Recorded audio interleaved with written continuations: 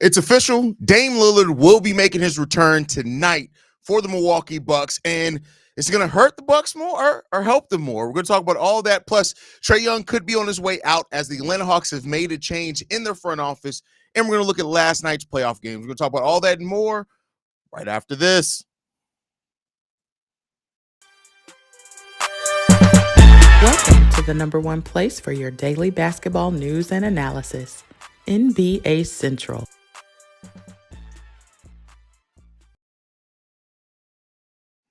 What's going on, basketball fans? Welcome to another episode of NBA Central, your number one spot for everything basketball related. I'm the host, Sir Hayes, but more importantly, you guys can follow the channel at NBA Central Pod on every social media platform we happen to be on. With that said, let's go and get into this content for today, y'all. And this one just came down from Shams on NBA Countdown that Dame Lillard will be expected to make his return today in Game 2 or Game 3 of this series against the Indiana Pacers. This is after Dame Lillard had what was considered a historic return from being cleared after a blood clot situation, and that's really good, right? The Milwaukee Bucks need that shot in the arm, right, when it comes down to Dame. And overall, like, you just want to see teams at their full and optimal power be able to be in there in the playoffs. And this has been a playoff series where the game ones were all kind of wonky, except like one or two, right? Last night's game were much closer games, and we'll talk about that here in a second. But for Dame to have to sit down,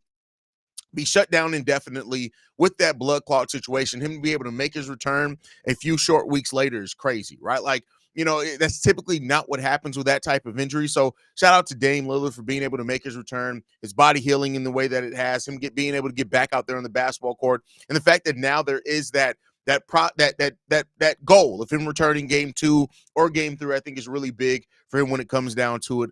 Love the fact that this can happen, and we'll see how that helps against the Indiana Pacers.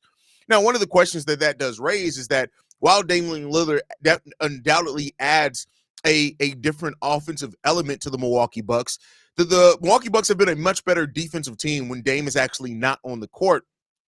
And so the Bucks are going to have to kind of manage that, the ebbs and flows, and find balance of that team to maintain how they play defense over the latter half of the season with inserting Dame Lillard back into the lineup. And they're going to need that defense, especially against a Pacers team that already, came out in Game 1 and won that game, right? Now, the Milwaukee Bucks haven't gone back home yet.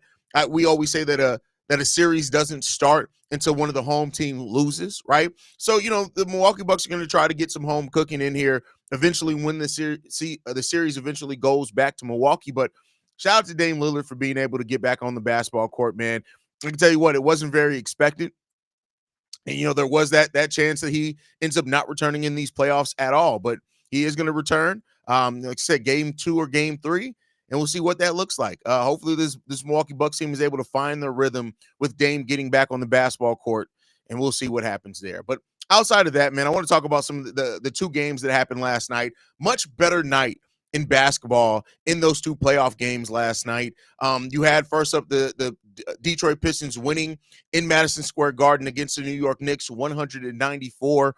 And this was a game that down the wire, it's like the Detroit Pistons kept trying to give the game away. They could not respond to times and opportunities. They had to go on runs. The New York Knicks kept taking the lead back. And for a second there, it looked like they weren't going to, like the New York Knicks was going to win this game. But luckily, the Detroit Pistons were able to make enough plays down the stretch of that game to be able to still win it. And, we'll see what happens here going on in the series. But this is one of the series that I had penciled in as a potential upset in the first round. I do think the Detroit Pistons can win this series. They're going to have more games like they did last night with better execution down the stretch of the game, of course, right? You can't keep giving up, what they gave up and things like that. But Cade Cunningham, 33 points, 12 rebounds, only 3 assists in this game, but you needed every bit of that, right? Jalen Duren came up with some very big defensive plays in this game. He had 12 points, 13 rebounds. Dennis Schroeder had 20 points as well. He had some big shots down the stretch. And while Tobias Harris had some really good stat line, 15 points, 13 rebounds in this game, there was a couple of mistakes that he made down the stretch of this game where it was like, what are you trying? Are you working for the Knicks? Is that what's happening here? Right. But, overall, man, they were able to pull it out. The Pistons closed out the game on a 6-0 run after the Knicks went on a 16-4 run in that fourth quarter, where it looked like the Knicks were really going to have, pull out this game. But luckily, the Detroit Pistons went on that run. That run that they went 6-0 on was from the 55-second mark until the close of the game, right? And it was tied before then. So it was looking like that game could have definitely went into overtime. But, as it has been with a lot of these series, they are, who steps up at the right moments is hugely important in that. Jalen Brunson had a crazy game in this one as well with his 37 points. He goes 13, some 12 of 27 from the field in this game with 7 assists. Every starter scored it in double figures, which is kind of how the Knicks get down in that one. But they only had 8 points total off the bench in this game. And that's some concern, right? Mitchell Robinson did play 20 minutes in this game. Shout out to him. 7 rebounds in that time. No points scored. He still was a +3 in the game overall. And they brought him in when they needed some defensive stops, but it just wasn't enough down the stretch. And Karl-Anthony Towns, you cannot score only 10 points in a playoff game at home where the Detroit Pistons win. And they're going to have to try to figure out that balance to get more people involved offensively. But the Detroit Pistons defense is no joke at all. Coming into this series, that was the thing that I really was looking at, is how that was going to work out for the Detroit Pistons. Jalen Duren has been such an important part of their defense. They had no Isaiah Stewart last night because of inflammation in the knee, and they still were able to play really good defense when it mattered the most in that game. And you're going to have to hope for more performances like that if you're the Detroit Pistons, if you want to win this series. You've now taken away home court advantage. Can you hold on to it? Going back to Detroit is the question there. And that's what is going to matter to see what happens with this Detroit Pistons team. Can they hold on to that home court advantage that they have sniped away? If the Detroit Pistons can win both games at home in Detroit, that puts them in a really good position to be able to walk away with this series win. But shout out to the Pistons for being able to get their first playoff victory since 2008. That's how long that drought has been for that team. So shout out to the Detroit Pistons for being able to win that game.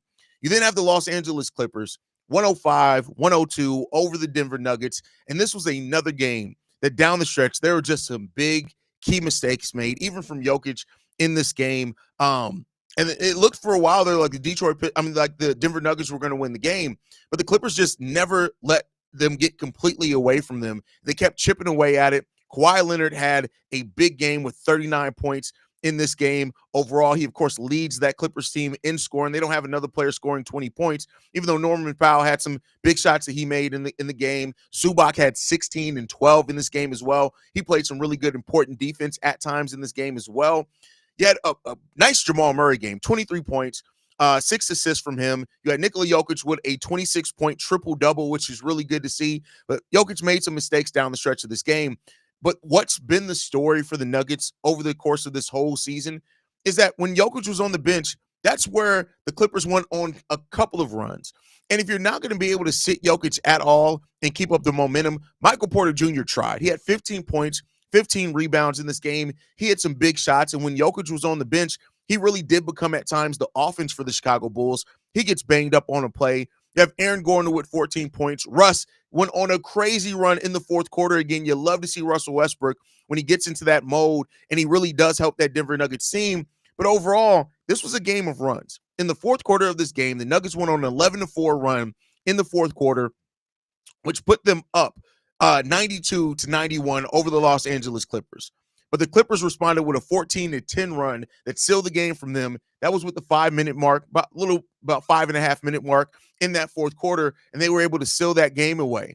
But this was a game of runs. The Nuggets in the third quarter went on a 13-9 run where they created some separation. The Clippers answered that with a 14-6 run. The Nuggets in the third quarter with a 5-0 run. Like, it was just runs after runs. Every time one team went on a run, the other team really matched that energy, and that's really what helped this game be a very big back and forth game between these two teams, man.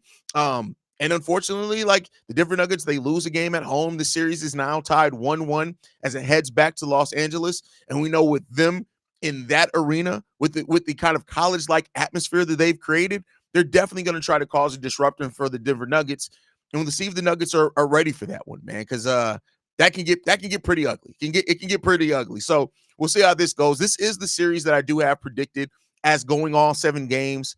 I think that this game really kind of solidified that in my mind, that this is going to be a 7-game series from both these teams, because they match each other so well. They can both go on runs offensively and defensively. When you have Kawhi Leonard that's locked in and healthy, and the way that him and James Harden and Norman Powell have all been playing, Chris Dunn, who had a big shot in this game, but we know the defense that he brings. The Nuggets, the problem with the Nuggets in this series really, to me, comes down to how can you stop? What do you need to do to stop these big runs that you give up when Jokic is on the bench? Because he has to sit down. The big man has to sit down. 43 minutes played in this game, and shout out to Jokic for being able to do that and perform at the level and play that many minutes. But, like, you shouldn't have to rely on that. There were times where the Nuggets had a lead in this one, and as soon as Jokic went down, the Clippers went on a double-digit run or something like that. Like, you cannot keep letting that happen.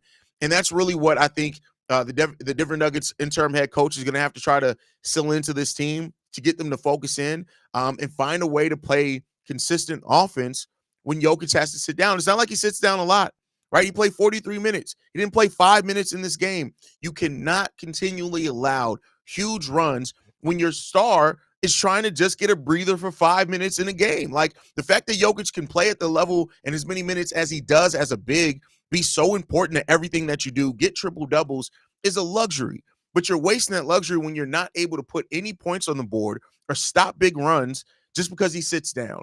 And that's what they're going to really have to try to figure out, man. I don't know if they're going to be successful in it, but hey, we'll see what happens with that when that goes. But moving off of playoff basketball, about stuff going on around the league. So yesterday, the Atlanta Hawks fired Landry Fields from their GM position, which now kind of opens the door up to new eyes coming into that Atlanta Hawks team. And naturally, that has now led a lot of people to wonder and ask, is that going to make Trae Young available on the trade market? Now, you guys know I've talked a lot about the Hawks maybe picking a lane, right? As far as, do they want to go all youth, right, and get some more assets back for Trae Young while they can get tons of assets back for him potentially, and then, build younger or kind of clear the deck, build what they have in Dyson Daniels and Jalen Johnson and Arisha Share and try to go forward with that. Or because Trae Young has fit in yet well with these young guys, just keep going the path and seeing where it's going to go.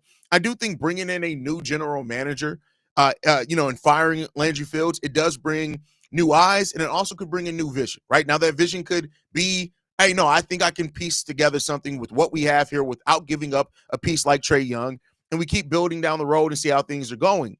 But it also opens the door to, there are going to be teams that definitely are interested in moving for Trae Young. I think the Spurs would have been one of those teams, but they made a move for De'Aaron Fox at the trade deadline. So I think that really takes them out of the running to make a move for another big point guard. But I think overall, like, there are going to be teams that have interest in Trae Young if he's made available, right? The Magic are a team that could definitely be interested, as they definitely need some shooting and some scoring. And with his creation on offense, as well as how he's able to set up, maybe there's a thought process there, right? It just comes down to how they view it and what they're willing to give up. But I think if the Hawks were to make and actually start a bidding war, don't do what the Mavs did with Luka, not to put Trae Young on the same stage as Luka, because he's not, right? But if you start a bidding war and make it known that you're open to shop him, it puts you in the best situation to get as much back as possible, right? I think that's what the Hawks really have to review here. And there are going to be a number of players that could become available here in this offseason, right? You look at the Trae Young situation with the new GM coming in there. We don't know exactly who's going to be the new GM, but the Trae Young piece of that and that evaluation is going to be really important for the state of the Atlanta Hawks, right? A lot of teams are kind of gearing up and being prepared to make a run at free agents in 2026. And there are going to be some teams that are willing to go ahead and jumpstart that process if a player like Trae Young becomes available. And that's what the Hawks have to try to ebb and flow. Now, they could very well wait to the end of the 2025-26 season, because much like I've said with other teams, there are going to be teams that strike out in the summer of 26, right? That's just next year. And then they could look to pivot, and maybe Trae Young is that consolation prize, which they missed out on their number one or number two options, but then they could make a move for Trae Young with the assets that they have. So that's something that the Hawks, is going to be really interesting to watch what the Hawks do there and how whoever they hire as the new GM comes in and what his vision for the team is. But it's not as interesting as a scenario that Zach LaVine finds himself in with the new Knicks GM, right? So the Knicks did hire their new GM, and Scott Perry, and an old quote from 2023, of course, has made its rounds, in which Scott Perry talked about Zach LaVine, where he said this: "No question that Zach LaVine can score the basketball. Does he impact winning?" Right? He talked about Zach LaVine has been to one playoff series in 9 years. Right? He talked about the number of games that Zach LaVine hasn't been able to win, things like that. Right? And so while Zach LaVine is on a new team in the Sacramento Kings, right, after being traded by my Chicago Bulls to Sacramento after years and a couple of years of the Bulls reportedly having Zach LaVine on the trade block, right? You then make a move for Zach LaVine because I think the Kings were trying to avoid a full blow up in losing De'Aaron Fox, so you get something back in that case, right? But the question now raises, much like with Trae Young, is that with a new GM, a GM that's already made his opinion known on Zach LaVine, albeit in a different situation, is that going to be something that Zach LaVine goes right back out on the trade market when it comes down to it? We'll see, right? When you look at the Sacramento Kings, while they went in the play-in and things like that, like the trio of Zach LaVine, Domantas Sabonis, and DeMar DeRozan, it has some things that you can look at it if you can make some other moves around that, right? But it's not like they've produced a ton of wins either, right? So Perry comes into the situation now with the Sacramento Kings inheriting a roster that was already in a transitional period, right? And a play and exit, isn't the thing that you look at and you're necessarily like, we can't move off any of these guys after a play and exit. But don't overlook that Zach LaVine, after being on the trade market a while with the Chicago Bulls, can end up going right back on it with a GM that doesn't believe in him, right? Shay says, "I never heard of a player returning the same season that had a blood clot, and maybe this season after, but not the exact." Yeah, it's never happened. Dame is making history here. I don't think it's ever happened, Shay. That's a good call out there. JB in the building. My brother says Scott Perry is the drizzling shits. Oh yeah, Scott Perry is a nutsack. Like it is what it is. Shout out to him for getting a GM job, but I do think you can take away from his quotes and realize that he's already kind of spoken on his thoughts on one of the players that is getting paid big money by you, right? Now, I don't think that he's necessarily going to come in and we're going to see within the first 30 days of Zach LaVine trade, but I do think that it's interesting to watch how this develops over the course of the season leading into next year's trade deadline and what happens there. I think there's a really good prospect of looking at how that business just could shake out for those two entities for sure. So we'll see what happens there. Overall, though, it's going to be very interesting to watch all this shake out in the NBA. But we still got playoffs to get to. We will be live here on the channel tonight as during the Minnesota Timberwolves Los Angeles Lakers game. That's where we're going to be doing a live watch party at. I would have loved to do Memphis and OKC, but I'm not live. I'm doing a watch party for 6 hours between those two games. I'm not doing it. I'm just letting you know right now, not doing it. But so we picked the late game on that one. The team will be live then. I think JB is going to be on with me, who we just saw in the comment section. We'll see if C-Dub or Bobby come on. But the live watch parties are fun. If you haven't been able to tune into a live watch party here at NBA Central, you should be able to do it. It's something we really just started since the playoffs started. But it's going to be kind of an integral part of this channel going forward into next season. You also go to playback at Shy Sports Central, where we stream all those games from. You can watch the live game with us there. So you guys can tune in for that if you choose to do so. But thank you guys for tuning into this episode of NBA Central, man. You guys can follow us at NBA Central Pod. You can send us any feedback, questions, comments, concerns, NBA Central Show at gmail.com. And then lastly, if you want to leave a text message and our voicemail for the mailbag, the number to do so, 773-270-2799. We're the number one spot for everything basketball related. I'll see you guys the next time I feel like making a video, probably tomorrow. Peace, y'all.